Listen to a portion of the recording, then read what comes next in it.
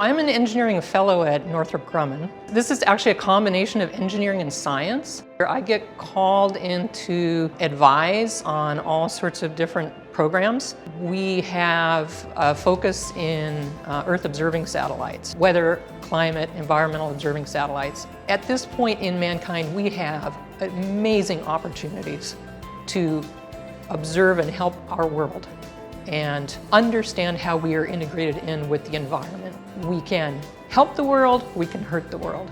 And engineering and science, mathematics give us the tools to do that. I love it, I love it. My dad was a math teacher.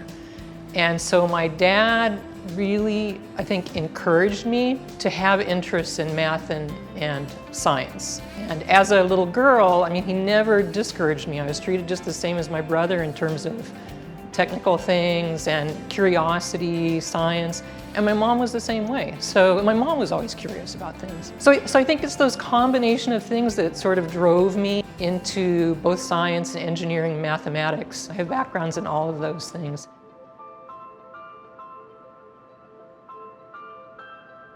The work that goes into building sensors that observe the Earth, and then the satellites, the platforms that you build, and how you put the sensors on there, and how you keep the satellites up in space, is amazing. It is amazing technology. The more I learn about these things, the more I'm amazed at what mankind can do in terms of technology.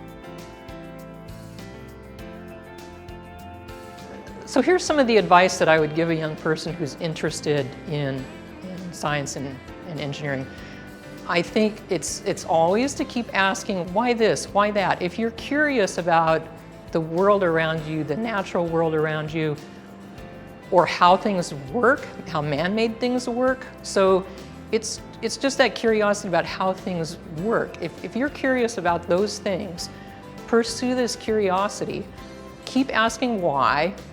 Don't become frustrated, because your curiosity is the thing that will take you places. Just keep at it, keep pursuing it, keep persistent, and keep curious.